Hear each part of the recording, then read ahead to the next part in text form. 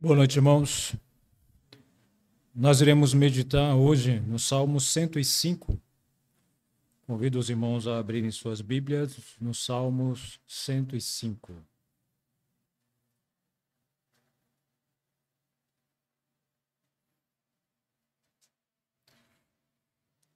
Eu gostaria de meditar com os irmãos em todos os Salmos. Ele tem 45 versículos.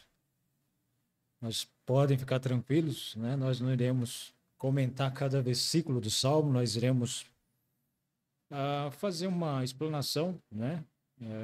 O intuito é ajudar, sempre que lermos o Salmo, nós podemos pegar algumas aplicações, alguns ensinamentos do que está dizendo esse Salmo. Bom, e o que está realmente sendo tratado nesse Salmo, né? Nós recentemente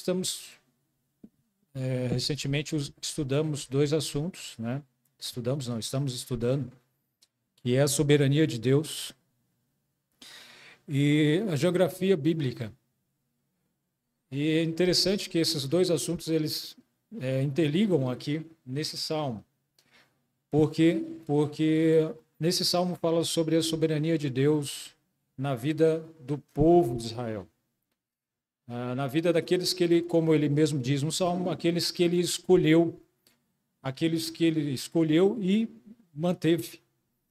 Então, Deus claramente aqui, através do salmista, ele fala sobre este assunto. Nós não sabemos claramente, aqui não fala claramente quem que é o salmista, quem escreveu este salmo. Mas, independente disso, nós conseguimos tirar grandes riquezas aqui deste assunto. Então, ele fala isso, né, sobre a soberania de Deus na sua promessa, a promessa que ele fez a Abraão, que ele fez a Israel, a Jacó, né, a Isaac. Então, essa promessa que Deus fez, Deus cumpriu.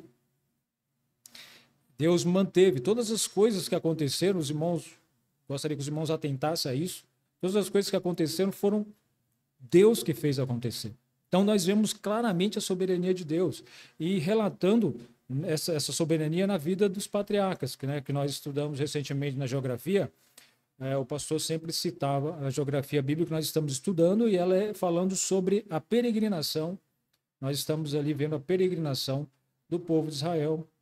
Então, isso é relatado aqui. Mas não somente isso, né? Nós vemos não somente falando sobre a soberania de Deus nesse aspecto, mas também a participação do homem mediante a soberania de Deus. Geralmente a gente fala sobre a soberania de Deus e acha que tudo acontece somente Deus fazendo e o homem não faz nada, né? O homem senta e fica esperando as coisas acontecerem. Não.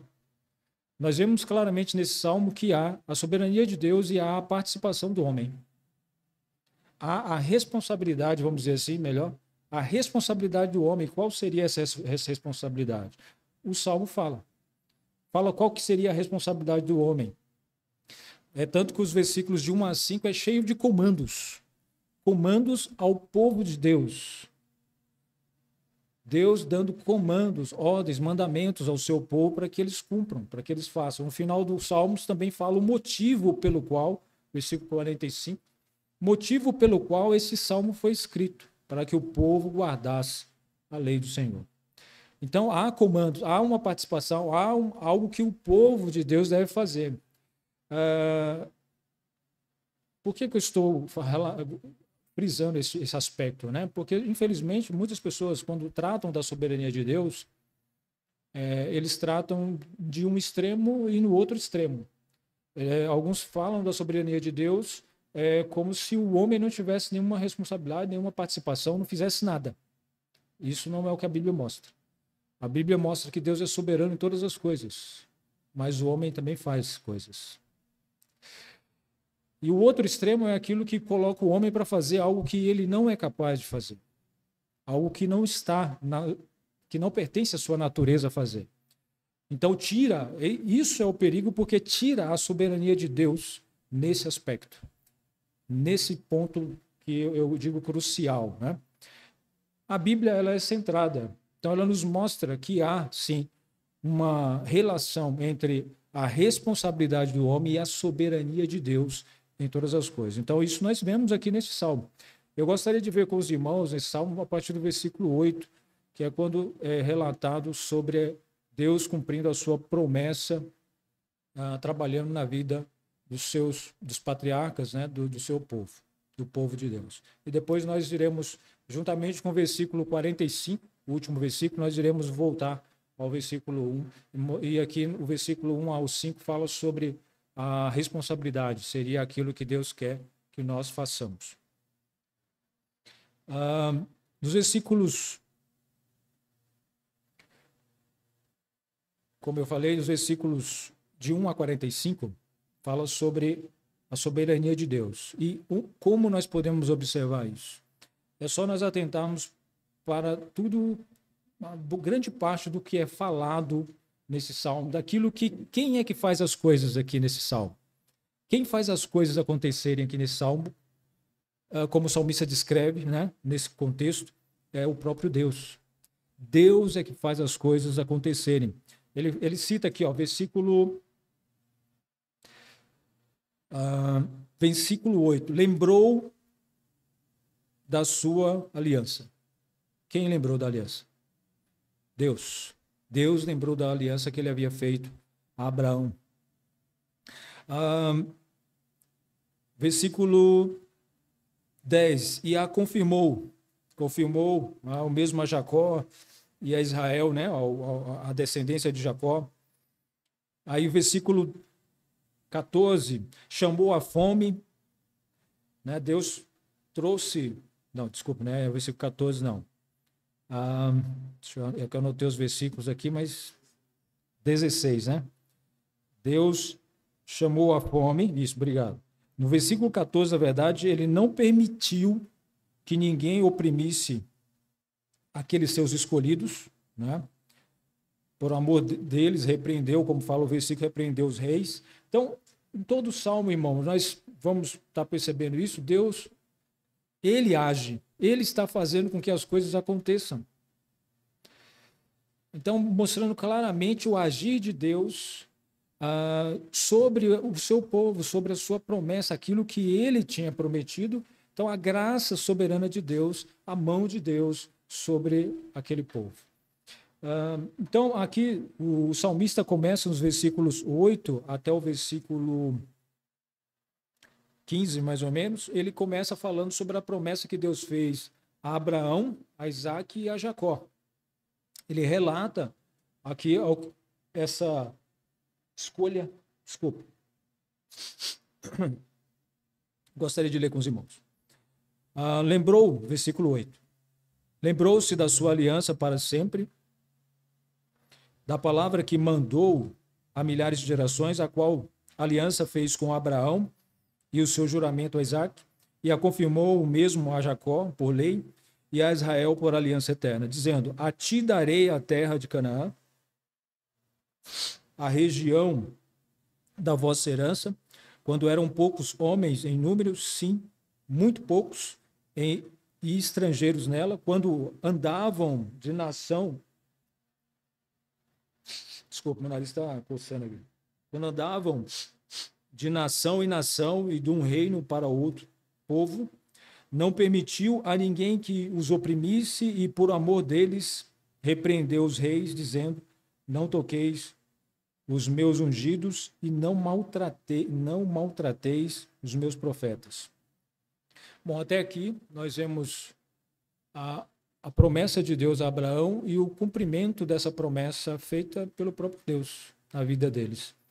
Um primeiro relato que nós vemos aqui é Deus chamando Abraão, né? Deus fez a promessa a Abraão, chamou Abraão lá entre a sua parentela ali em Ur, e Deus separou ele com os seus. E é interessante, irmãos, que Deus fez isso e os protegeu. Aqui no final, no versículo 15, no versículo 14, aqui, quando fala assim: não permitiu a ninguém que os oprimisse, e por amor deles repreendeu os reis, dizendo: não toqueis os meus ungidos e não maltrateis o meu profeta. Isso aqui provavelmente é uma referência àquele acontecimento com Abraão, com o rei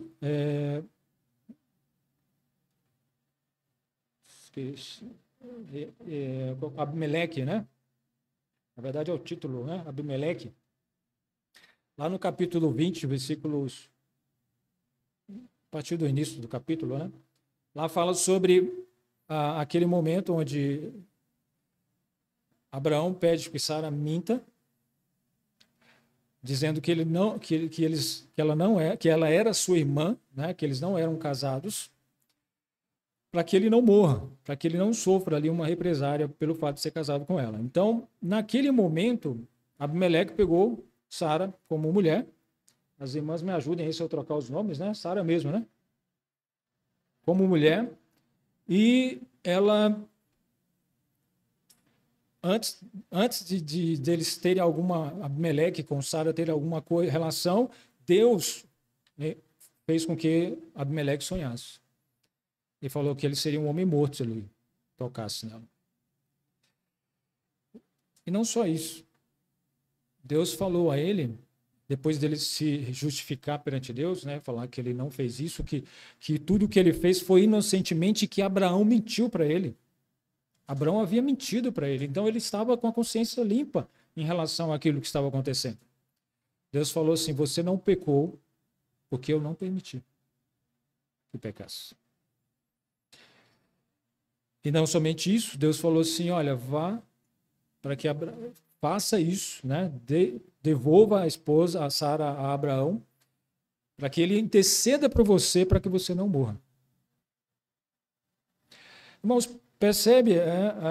Deus, aqui o versículo fala como profeta, tá? Se refere a Abraão lá como profeta. Por isso que é uma possível referência a Abraão aqui, quando o versículo 15, quando fala meus profetas. Porque veja bem aqui, ó. Eu separei aqui versículos 6 e 7, fala assim: disse-lhe Deus em sonhos, bem sei eu que na sinceridade do teu coração fizeste isso, e que também eu tenho impedido, de pecar contra mim. Por isso não te permiti tocá-la. Agora, pois, restitui a mulher ao seu marido, porque profeta é, e rogará por ti, para que vivas. Porém, se não lhe as restituíres, sabe que certamente morrerás, tu e tudo o que tens. Tudo que é teu. Gênesis 20, 6 e 7. Percebe que Deus... o ponto-chave aqui, no meu entendimento, do que o salmista está colocando, não é a questão da fidelidade de Abraão ou da santidade de Abraão, porque nós vimos aqui que Abraão mentiu. Mas o ponto aqui é a soberania de Deus, a vontade de Deus, o propósito de Deus para com Abraão. O propósito de Deus para com Abraão era manter a sua descendência. Deus havia feito uma promessa, que ele teria um filho, o filho da promessa com Sara. Então Deus está fazendo com que isso aconteça, independente da fidelidade de Abraão, independente da fé de Abraão. É interessante que aqui a Bíblia não descreve, né, nenhum questionamento por Abimeleque sobre como assim um profeta mentiroso, eu vou ter que pedir para que ele ore por mim a Deus. Não houve um questionamento, mas era isso. Era isso que estava acontecendo. Abraão tinha mentido. E aquele homem pelo qual ele mentiu, agora tem que chegar a ele e falar assim: olha, intercede por mim a Deus para que eu não morra. Percebe? O que está em jogo aqui não é a fidelidade de Abraão. Deus chamou Abraão não por causa da sua fidelidade, mas por causa do seu propósito soberano. Porque era a vontade dele que Abraão, da descendência de Abraão, viesse uma geração. Deus estabelecesse uma grande geração e dessa geração viesse o Filho de Deus. Então, claramente o salmista está colocando como a vontade de Deus sendo feita. Não a fidelidade do homem ou por causa de alguma participação do homem, mas Deus realizando o seu propósito, independente das fraquezas humanas. Independente do pecado do homem. Então, Deus... aqui o salmista deixa bem claro, no meu entendimento, deixa bem claro, né, quando ele cita aqui, não toqueis o meu ungido, e não maltrateis os meus profetas, porque ele fala no versículo 14, não permitiu a ninguém que oprimisse e por amor deles repreendeu-os, dizendo, né, repreendeu alguns reis. Mas no decorrer, eu vou tentar correr aqui, porque senão a gente não vai, vou prolongar muito, vou estender muito aqui o estudo. No decorrer da história, aqui não está relatado, mas nós vemos, aqui só fala sobre a promessa que Deus confirmou a Jacó por lei e a Israel, né? A Isaac, desculpa, por juramento, confirmou a Jacó por lei e a Israel por aliança eterna. Se nós formos atentar para Deus protegendo o seu povo, nós facilmente lembramos, né, dos episódios com Jacó. Deus protegeu Jacó do seu irmão mais velho, né, que nasceu alguns segundos antes. Mas Deus protegeu porque facilmente Esaú poderia matar Jacó. Né? Facilmente, por causa da descrição do porte tanto de um como do outro, da atividade física, tanto de um como do outro, e até mesmo no momento que eles se encontraram. Eu estava lendo ali esse episódio, quando Jacó foi perante Esaú estava com 400 homens de guerra, e Jacó estava chegando a ele ali com a sua família. Deus livrou Jacó, porque Jacó era fiel a Deus? Não. Porque Deus era fiel à sua promessa. Deus confirmou a sua promessa, como o salmista deixa bem claro aqui. Por isso Deus livrou Jacó. Deus livrou Jacó não somente nesse episódio, mas nós também podemos ver no capítulo seguinte, né? Esse episódio que Deus livra Jacó perante Esaú é capítulo 33 de Gênesis. No 34, Deus livra Jacó novamente e a sua família de serem mortos, porque eles, de uma forma cruel, matou todos ali segundo o comentário que eu li, sequemitas, né, de Siquém. Matou Amor, Siquém e todos os homens daquele local. Lembram da história? Por causa da irmã de um dos filhos de Jacó, da filha de Jacó, de Diná, se eu não me engano, que foi violentada por Siquém. Só que ele quis casar, amou ela, quis casar com ela. Fizeram um combinado, né? Vocês conhecem a história, fizeram um combinado. E nisso aí, esse combinado, na verdade, a intenção dos filhos de Jacó era matar todos aqueles homens. E eles fizeram isso, mataram todos aqueles homens. E havia um perigo de que os outros povos se juntassem para acabar com eles, matar eles. Mas Deus protegeu, isso não aconteceu. Então, foi mais um episódio que Deus protegeu o seu povo, cumprindo assim o propósito dele. Irmãos, se nós atentarmos que Deus estava se referindo, né, quando ele fala assim, não toqueis os meus ungidos, nem maltrateis os meus profetas, Deus estava, nesse contexto aqui, porque Deus está falando, o salmista está citando as promessas de Deus referente a Abraão, a Isaac, Jacó, aquele povo ali no seu caminhar. E aqui tem uma sequência lógica, logo vai vir José. E o que estava acontecendo ali? O que tinha ali do povo de Deus eram os filhos de Jacó. E nesse contexto eles foram cruéis, homens cruéis. Mataram a sangue frio ali todos os homens daquele local. Então, irmãos, Deus cumpre a sua promessa independente das nossas fraquezas. Independente das nossas fraquezas. Deus cumpre aquilo que ele determinou. E foi esses homens, esse povo, o qual Deus estava protegendo. Um povo, como diz aqui o versículo 12, quando eram poucos homens em número. Sim, muito poucos. E estrangeiros. Enquanto eles eram poucos em comparação com os outros povos, Deus estava protegendo aquele povo. Por quê? Segundo o texto, porque Deus estava cumprindo as suas promessas. Aquilo que ele tinha prometido a Isaac, a Abraão, Isaac e Jacó.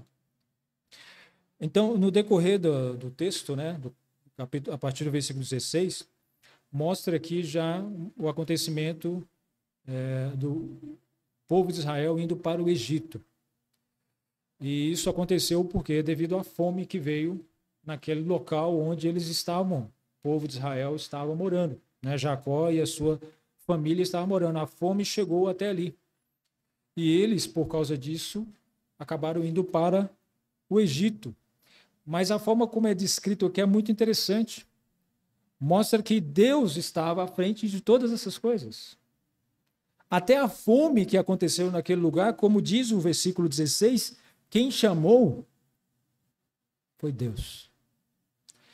Diz assim a passagem: chamou a fome sobre a terra, quebrantou todo o sustento do pão, mandou perante eles um homem, José, que foi vendido por escravo, cujos pés apertaram com grilhões, foi posto em ferros, até o tempo em que chegou a palavra do Senhor o provou. Mandou o rei e o fez soltar, o governador dos povos, e o soltou. Pelo Senhor de sua casa e governador de toda a sua fazenda, para sujeitar os seus príncipes a seu gosto e instruir os seus anciãos. Até o versículo 22. Então, nós vemos aqui que, novamente, Deus tratando com o seu povo, cuidando do seu povo. É interessante aqui, né, irmãos? Nós, às vezes, pensamos que toda a ação perante o mundo é por efeito da ação do homem, mas não. Aqui, naquela circunstância, por mais frutífera que pudesse ser aquele local que eles estavam morando, eu não sei bem, não me recordo se já era na Terra Prometida, se era naquela região, né? Uma terra que mana leite e mel, uma terra frutífera, mas Deus chamou a fonte, desculpa, a fonte não, a fome. Deus chamou a fome para aquele lugar. E houve uma seca terrível que eles estavam passando por necessidade. E o propósito de Deus, irmãos, para aquele povo vai muito além. E Deus não somente chamou a fome, mas ele mandou adiante aquele pelo qual Deus iria tirar o povo daquela situação de fome. Como ele mesmo fala no versículo 15, né? Deus enviou José. Lembra da história de José? Como que José foi para o Egito? José foi para o Egito vendido como escravo pelos seus próprios irmãos. Por quê? Por ciúmes, por inveja.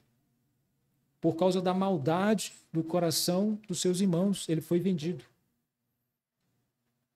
Mas, irmãos, o texto diz que quem enviou José para o Egito não foi os irmãos dele. Foi Deus. E não somente nesse texto, não somente o salmista concorda com isso, mas o próprio José também fala sobre isso. Lá em Gênesis 45, 5, ele fala assim: agora, pois, não vos entristeçais, nem vos pese aos vossos olhos por me haverdes vendido para cá. Porque para a preservação da vida, Deus me enviou adiante de vós. Eles haviam planejado o mal, né? Mas Deus tornou isso em bem, como ele fala no versículo 20. Vós bem... Desculpa, no versículo 20 do mesmo capítulo, é versículo 20 do capítulo 50, tá? Ele fala assim, capítulo 50 de Gênesis, versículo 20, vós bem intentastes mal contra mim, porém Deus o intentou para bem, para fazer como se vê neste dia, para conservar muita gente em vida. Então Deus havia enviado José com esse propósito para lá, para o Egito.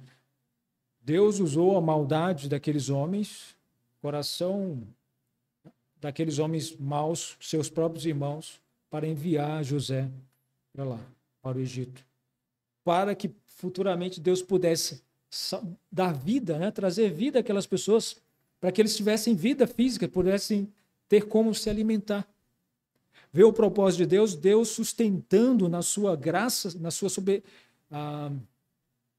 sua graça soberana. Por que eu estou falando graça soberana? Porque, irmãos, tudo o que estava acontecendo aqui era pela graça de Deus, porque nenhum deles merecia o que Deus estava fazendo.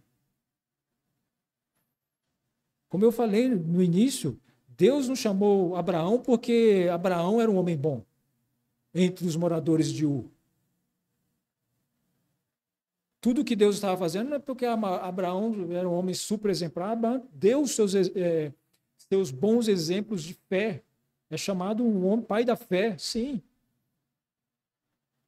Mas mesmo nas fraquezas de Abraão, Deus estava cumprindo a sua promessa. O que eu gostaria que os irmãos atentassem é que, no meu entendimento, o salmista está colocando Deus no centro. A vontade de Deus sendo feita independente da fraqueza humana. Não condicionada à obediência do homem, mas apesar da desobediência dos homens. Então Deus enviou, né, José ali com esse propósito. Só que antes de Deus colocar José na posição que ele chegou de governador, Deus o provou, como o texto fala. Deus colocou José na prisão, ele ficou ali aproximadamente, né, com os 17 anos ele estava com os pais dele ainda. Com 30 anos ele compareceu perante Faraó. Então ele deve ter passado aí pelo menos 10 anos na prisão. Os 3 ali foi a sua venda, eu estou contando assim, tá? A sua venda, o momento que ele ficou ali com Potifar, e aí foi levado à prisão. Então, pelo menos 10 anos ele ficou preso.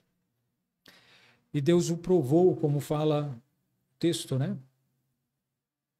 Até o tempo em que chegou a sua palavra, a palavra do Senhor o provou. Bom, aqui há vários comentários sobre isso aqui. A palavra de Deus o provou, alguns citam como os sonhos que José teve de liderar, né, estar como líder entre o seu pai e os seus irmãos. Isso foi que despertou a inveja nos seus irmãos. E agora ele está numa prisão. Está preso. E isso poderia estar passando pela cabeça dele, mas como assim? Deus me deu um sonho de que eu estaria como um líder, estaria acima dos meus irmãos, e eu estou preso. Alguns comentam, né? Aqui, na verdade, até a minha Bíblia faz referência aos sonhos que ele estava interpretando. Eu não sei. Eu acho que a aprovação seria mais o fato dele estar ali preso e não querer, ele queria sair dali porque foi de forma injusta ele estar ali, ele não era culpado por estar ali, ele não fez nada para estar ali. Mas ele estava.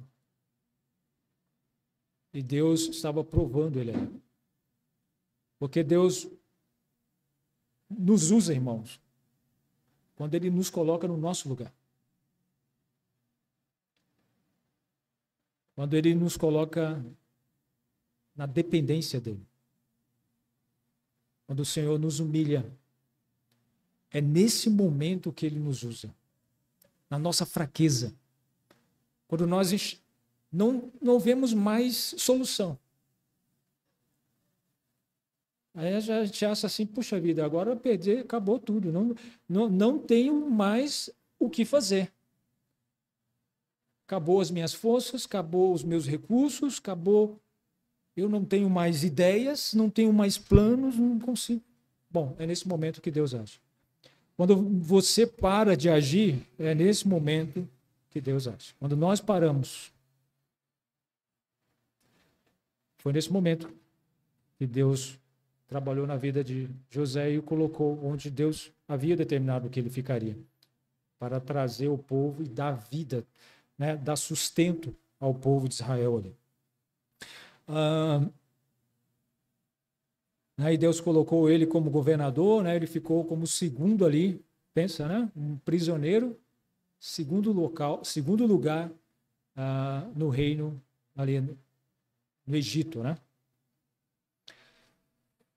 Aí no versículo 23 em diante, continua a história falando que então Israel entrou no Egito, Jacó peregrinou na terra de Cão e aumentou o seu povo em grande maneira e fez mais poderoso do que os seus inimigos. Eu gostaria novamente de chamar a atenção dos irmãos para a forma como o salmista descreve os versículos. Quando ele fala assim, e aumentou o seu povo em grande maneira e fez mais poderoso do que os seus inimigos. Quem fez isso? Deus estava fazendo isso. Não era Jacó. Não foi Jacó com as suas descendências que estavam se tornando poderoso, com as suas próprias forças.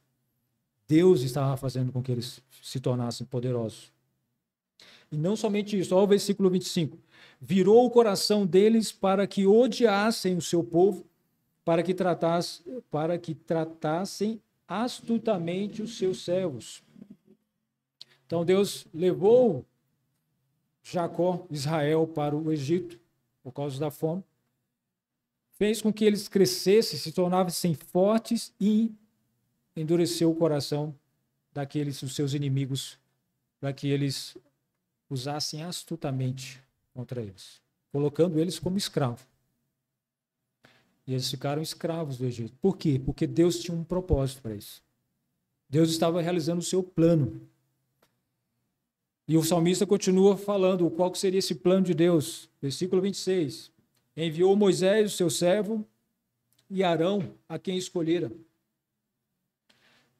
Deus separou, escolheu, como a passagem fala, Moisés e Arão, para que fosse até Faraó e ali falasse a Faraó para libertar o povo. E através deles, daqueles homens, Deus manifestou o seu poder ali no Egito. E aqui, na passagem, o salmista descreve todas essas manifestações do poder de Deus, os sinais que Deus realizou ali no Egito. Tudo isso conforme o seu propósito. Ele começa aqui, né? Versículo 27. Mostraram entre eles os seus sinais e prodígios na terra de Cão. Mandou trevas e fez escurecer. E não foram rebeldes à sua palavra. Converteu as suas águas em sangue e matou os seus peixes. A sua terra produziu rãs em abundância. Até nas câmaras dos seus reis falou ele, e vieram enxames de moscas e piolhos em todo o seu termo. Converteu as suas chuvas em saraiva e fogo abrasador na sua terra. Feriu as suas vinhas e os seus figueirais e quebrou as árvores dos seus termos. Falou ele e vieram gafanhotos e pulgão sem número e comeram toda a erva da sua terra e devoraram o fruto dos seus campos. Feriu também a todos os primogênitos da sua terra, as primícias de todas as suas forças. Irmãos, é interessante aqui, eu não sei o porquê, o salmista inverte as ordens das pragas. Nós sabemos que não é exatamente essa ordem, né? Aqui, quando ele fala, ele começa citando, se eu não me engano, a penúltima, né? Ele fala aqui das trevas, mandou trevas e fez escurecer o Egito. Eu acredito que a penúltima, antepenúltima, não sei, mas ele não coloca na ordem aqui, não sei o porquê, mas enfim, ele cita as pragas que Deus jogou sobre o Egito, Deus realizando, mostrando esses sinais e realizando ali o seu propósito de tirar o seu povo, de engrandecer o seu nome naquele local, naquela nação egípcia e perante o povo de Israel. Deus estava tirando o seu povo com um braço forte daquele lugar. Independente de Moisés, independente de Arão, Deus estava fazendo todas essas coisas. Desde os sinais até o endurecer do coração de Faraó, não somente de Faraó, mas dos anteriores a ele, como descreve o Salmo. O povo de Israel estava crescendo e Deus endureceu. Deus fez com que aqueles que tinham os seus inimigos os escravizassem ali. Deus tinha um plano para o seu povo e Deus estava realizando. Aí o salmista continua, né? Ele continua a partir do versículo 37. Aqui ele omite, por exemplo, a travessia do Mar Vermelho e ele cita outras coisas que Deus fez para com o seu povo, né? Versículos 37 em diante. Tirou-os para fora com prata e ouro, e entre as suas tribos não houve um só fraco. O Egito se alegrou quando eles saíram, porque o seu temor, caíra sobre eles. Estendeu uma nuvem por cobertura e um fogo para iluminar de noite. Oraram e ele fez vir cordonizes e os fartou de pão do céu.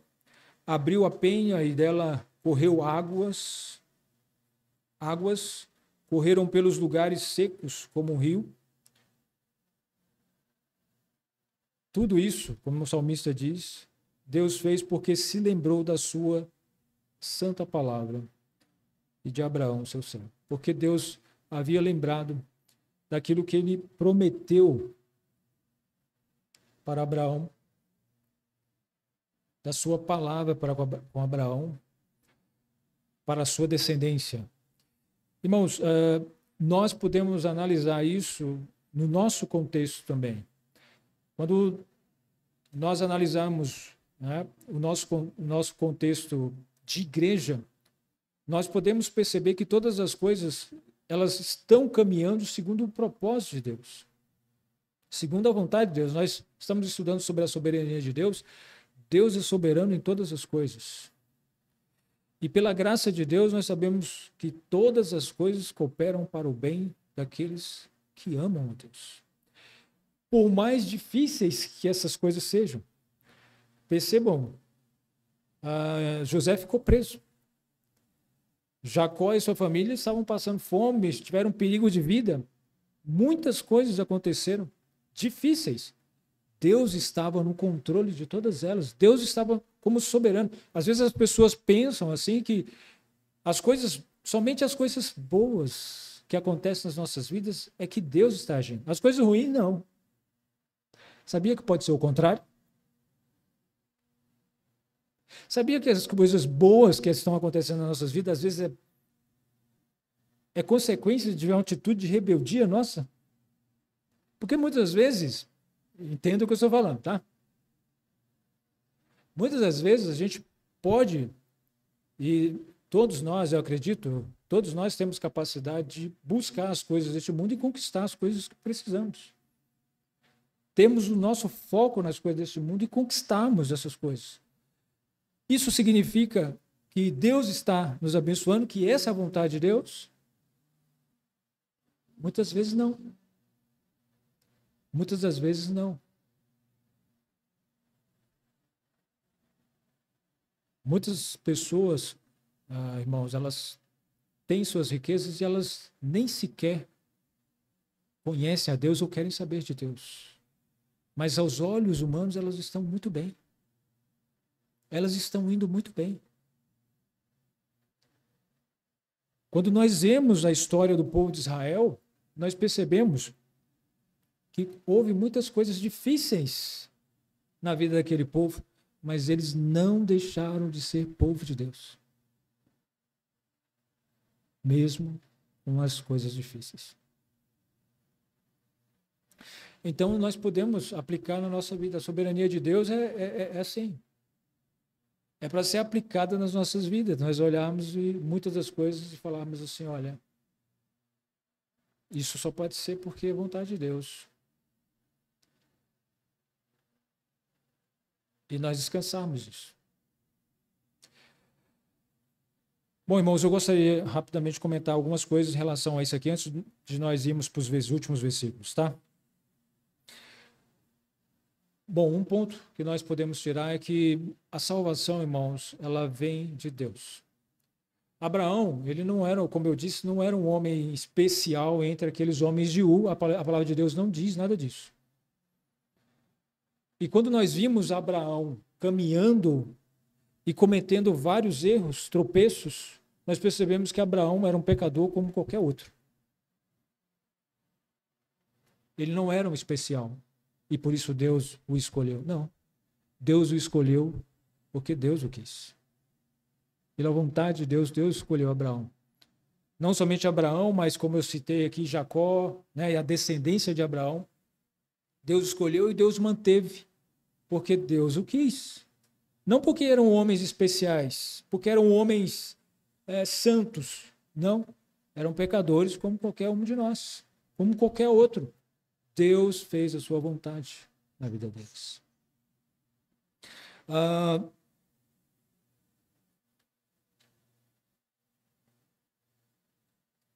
Né, alguns exemplos, já citei aqui. Abraão mentiu naquela ocasião que nós vimos, né, sobre Abimeleque, e não foi a única, o único momento que ele mentiu. Por conselho da sua esposa, teve um filho com outra mulher, né, que não era o filho da promessa. Jacó, ele, como diz os nomes, né, e como nós vemos no contexto entre ele e Esaú, ele foi um enganador, enganou o seu irmão. Isaac, né, não tem muita coisa de falar de Isaac, mas é interessante o fato dele privilegiar o incrédulo do Esaú e não o Jacó. Por quê? Esaú não mostrou que não era um homem preocupado com as coisas de Deus, diferente de Jacó. E, enfim, nós vemos diversos motivos para destacar que a salvação vem do Senhor.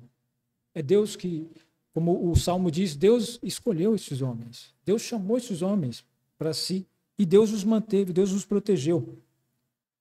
Aqui nesse contexto também nós podemos, como o salmista descreve, né? Nenhuma coisa pode frustrar o propósito de Deus. Quando Deus determina alguma coisa, irmãos, não há quem possa frustrar, né? Nem mesmo um grande imperador, um grande rei, como era o caso de Faraó. Faraó quis manter o povo de Israel preso no Egito. Deus, somente com a sua palavra, escureceu aquele deserto ensolarado. Você já imaginou isso? Às vezes eu fico aqui nesse solzão aí, tenho vontade de que venha uma escuridão para poder refrescar. Não sei vocês, né? Talvez alguns trabalham no ar-condicionado aí, não sei. Mas quem trabalha no sol fica pedindo para vir uma nuvem. E, irmãos, você imaginar que num deserto, onde o sol é bem forte, né? E Deus simplesmente na sua palavra escureceu. Deus na sua palavra fez com que o rio se tornasse em sangue.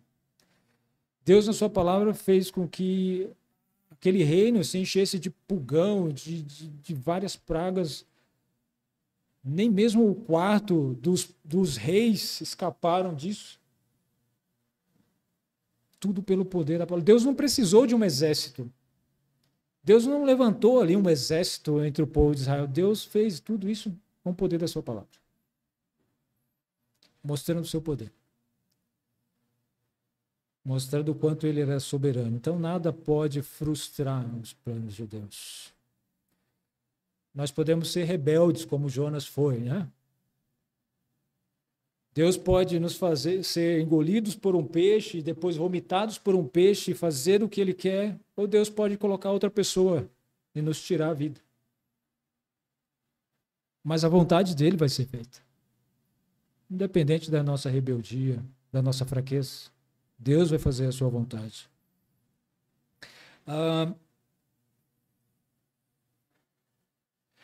Aqui nesse contexto, irmãos, é interessante nós notarmos que o cronograma de Deus, né, as coisas de Deus ela acontecem não de acordo com o nosso cronograma.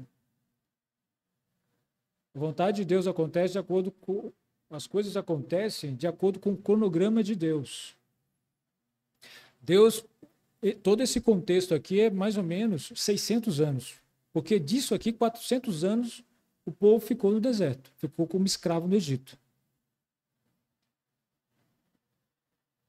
Deus tinha feito promessas a Abraão e esse povo ficou 400 anos ali. E depois saiu dali, Deus prometeu a terra prometida, eles saíram dali e ficaram 40 anos no deserto. As coisas não acontecem no nosso tempo, acontecem no tempo de Deus. É Deus que determina o momento que as coisas vão acontecer.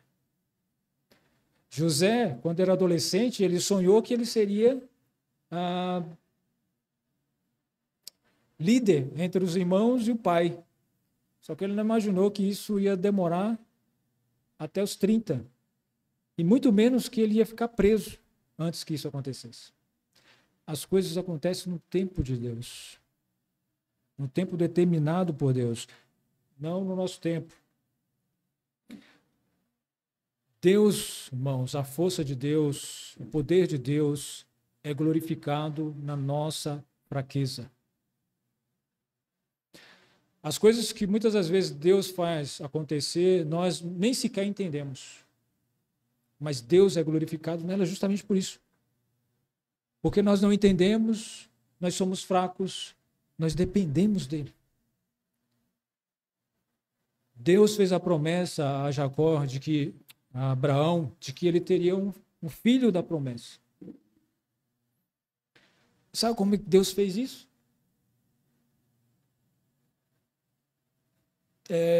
Como que fala?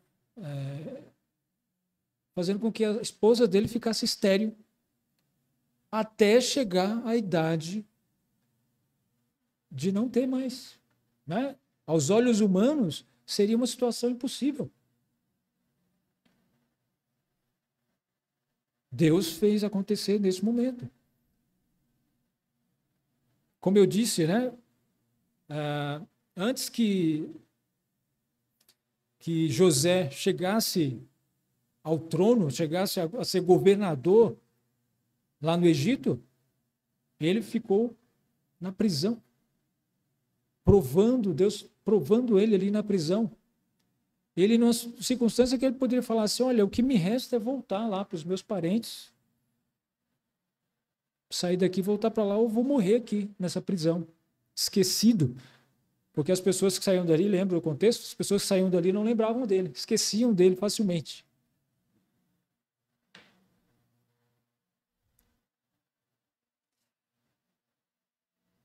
Deus fez o povo dele entrar na terra prometida, mesmo ficando 400 anos escravos no Egito. Deus os tirou ali com mão forte, realizando sinais. E Deus os manteve, como o salmista diz, Deus os manteve, né, com a coluna de fogo, com a nuvem. Deus os sustentou com pão, com cordonizes. Deus deu água a eles no deserto. Deus fez tudo isso.